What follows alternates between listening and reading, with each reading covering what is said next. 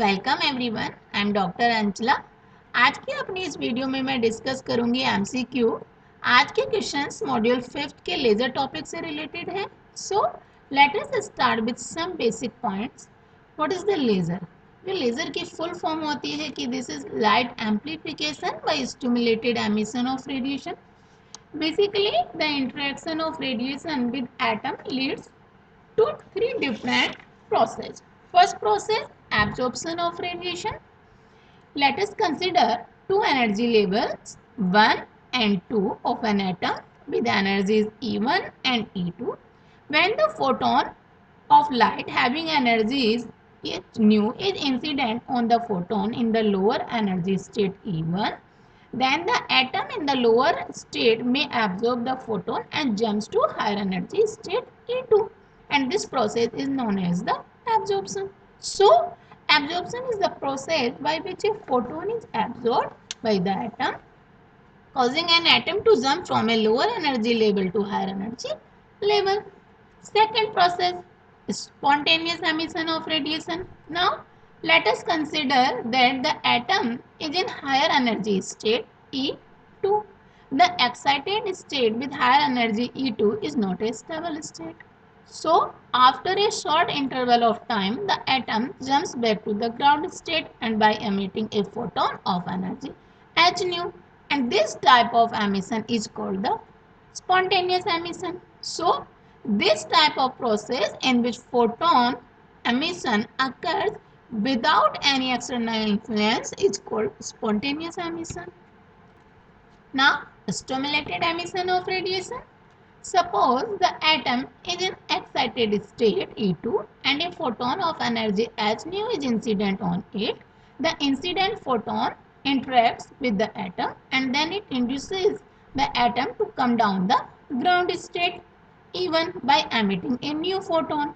Thus, when an atom ejects a photon due to its interaction with a photon incident on it, the process is called stimulated emission or induced emission. Now question number 1. Laser is an acronym for name of scientist, light absorption by stimulated emission of radiation. Option C, light amplification by spontaneous emission of radiation. And option D, light amplification by stimulated emission of radiation. So this is the basic question of laser. So laser, the full form of laser is light amplification by stimulated emission of radiation. So option D is the correct answer. Next question पर चलते हैं. The principle of laser is light amplification, induced absorption, spontaneous emission or stimulated emission. So as we discussed earlier, stimulated emission is the basic process behind laser. So stimulated emission is the right answer. So option D is the correct answer. Next question पर चलते हैं. The process in which photon emission occurs without any external radiation. So जैसे कि हम discuss कर चुके हैं कि the process in which photon emission occurs without any external radiation is known as the spontaneous emission. So option number C is correct answer. Next question. The process in which photon emission occurs by the interaction with external radiation. So ये भी हम discuss कर चुके हैं कि the process in which photon emission occurs by the interaction with external radiation is known as the stimulated emission. So option B is correct answer. Next question. Emitted radiation is incoherent in stimulated absorption, stimulated emission, spontaneous emission, all the above. So stimulated absorption is the absorption process. So this is not a correct answer. Next, stimulated emission. So stimulated emission जो होता है वो laser का basic process है. यहाँ से जो हमें लाइट मिलती है वो हमें कोहेरेंट लाइट मिलती है. तो स्पॉन्टेनियस एमिशन से जो हमें रेडिएशन मिलता है वो रेडिएशन इनकोहेरेंट होता है. So option C is the correct answer. A laser beam consists of highly coherent photons, light material particles, cosmic ray, electrons. तो जैसे कि आप सब जानते हैं कि जो लेज़र बीम होती है वो उसमें कोहेरेंट फोटोन से मिलकर बनी है. तो this is the highly coherent photons. So option A is the correct answer. Next question पर चलते हैं।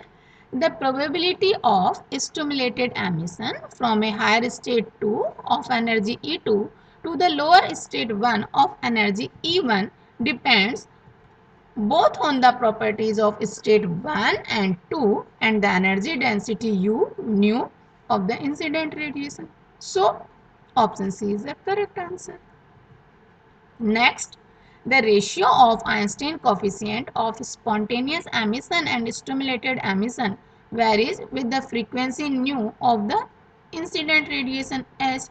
जैसे कि मेरी जो पहली लेज़र की डिटेल्ड वीडियो है उसमें आपने देखा होगा कि हमने आइंस्टीन कोफिशिएंट का रिलेशन को फाइंड आउट किया था, तो वहाँ से जो आइंस्टीन कोफिशिएंट का रेशियो निकल कर आता है वो निकल कर आता है न्यू की पावर क्यूब के proportional. So option D is the correct answer. Next question पर चलते हैं। Laser produces monochromatic beam of light, coherent beam of light, low divergence and all the above. So ये जितनी भी प्रॉपर्टीज यहाँ पर लिखी हुई हैं, all the properties of laser light. So laser produces monochromatic beam, coherent beam and low divergence. So option D is the correct answer. Next question पर चलते हैं कि the probability of spontaneous emission from a higher state 2 of energy E2 to the lower state 1 of energy E1 depends। सो जो probability होती है spontaneous emission की वो only depends करती है on the properties of state 1 and 2। So option A is the correct answer. Next question, what is the need to achieve population inversion. जैसे कि आप सब जानते हैं कि पॉपुलेशन इन्वर्जन जो होती है वो एक बेसिक, एक नेसेसरी कंडीशन होती है टू अचीव करना for laser, because population inversion से ही एटम एक्साइटेड स्टेट में पहुंचाया जाता है and this is the condition for stimulated emission. So option देख लेते हैं। To excite most of the atoms, to bring most of the atoms to ground state, to achieve stable condition, to reduce the time of production of laser. So population inversion for excite most of the atoms. So option number A is the correct answer. Next question पर चलते हैं। Which of the following is not a laser property? Coherence, highly directional, intense, divergence. So coherence, high directional and intense ये सभी laser की properties होती है, but divergence is not a laser property. So option D is the correct answer. Next question पर चलते हैं। Which of the following is the most stable energy state? जैसे कि हमें पता है कि हम लेज़र में हम डिस्कस करते हुए आए हैं, जो डिटेल्ड वीडियो है उसमें आप देख लीजिएगा कि ग्राउंड स्टेट होती है, मेटास्टेबल स्टेट होती है and ground and excited state होती है। जो ग्राउंड स्टेट होती है वो मोस्ट स्टेबल एनर्जी स्टेट होती है क्योंकि मोस्टली एटम ऑल टाइम वहीं पर स्टे करते हैं। सो ऑप्शन देखते हैं। Metastable state, ground state, excited state and none of these. So ground state is the most stable energy state. So option B is the correct answer. The average lifetime of an atom in its metastable state. Metastable state का जो lifetime होता है this is 10 की power minus 3 second. So option 1 second, 10 की power minus 3 second, 10 की power minus 8 second and unlimited. So option B is the correct answer. Next question पर चलते हैं। Which of the following is the least stable energy state? जो least energy stable state होती है वो excited state होती है। तो यहाँ पर ऑप्शन देखते हैं। Metastable state, ground state, excited state, all the above. So excited state is the least stable energy state. So option C is the correct answer. Next question पर चलते हैं। The average life time of an atom in ground state.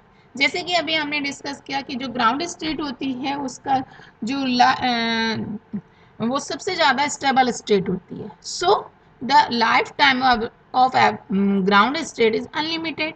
So option D is correct answer. Next question पर चलते हैं। The population inversion in ruby laser is produced by. जैसे कि मेरी जो डिटेल्ड वीडियो है उसमें हमने रूबी लेजर को डिटेल से डिस्कस किया हुआ है। रूबी लेजर में जो पॉपुलेशन इन्वर्जन कराई जाती है वो बाय ऑप्टिकल पंपिंग कराई जाती है। तो यहाँ पर हम ऑप्शंस देखते हैं। Electrical discharge, optical pumping, direct conversion and chemical pumping. So option B is the correct answer. Next question पर चलते हैं. In ruby laser the role of active centers is played. Ruby laser में जो active centre का role play करता है वो कौन होता है? जैसे कि आप जानते हैं कि जो रूबी लेजर है बेसिकली रूबी रोड जो होती है वो एल्युमिनियम ऑक्साइड की होती है. वहां पर एल्युमिनियम को रिप्लेस किया जाता है क्रोमियम आयन से. तो जो क्रोमियम आयन होते हैं वो बेसिकली वही एक्टिव सेंटर का रोल प्ले करते हैं. तो ऑप्शंस देखते हैं यहाँ पर. Aluminium ion, chromium ion, oxygen ion and none of this. So option B is the correct answer. Next question पे चलते हैं. The wavelength of ruby laser is 6943 angstrom, 6328 angstrom, 7500 angstrom and none of the above. So जो ruby laser की wavelength होती है वो होती है 6943 angstrom. So option A is the correct answer. Next question.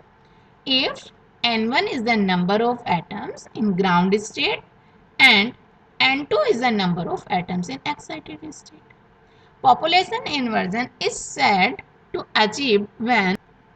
So the condition when the number of atoms in excited state is large as comparison to the number of state in ground state. So N2 greater than N1. Clear? तो N2 greater than N1.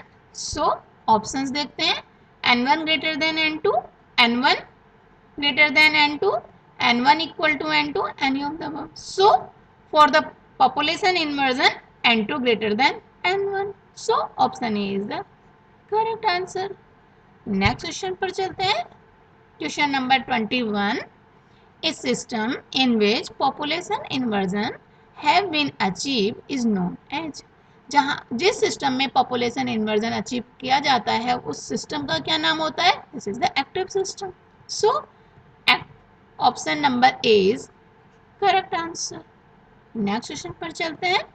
Which of the following scheme does not produce lasing action.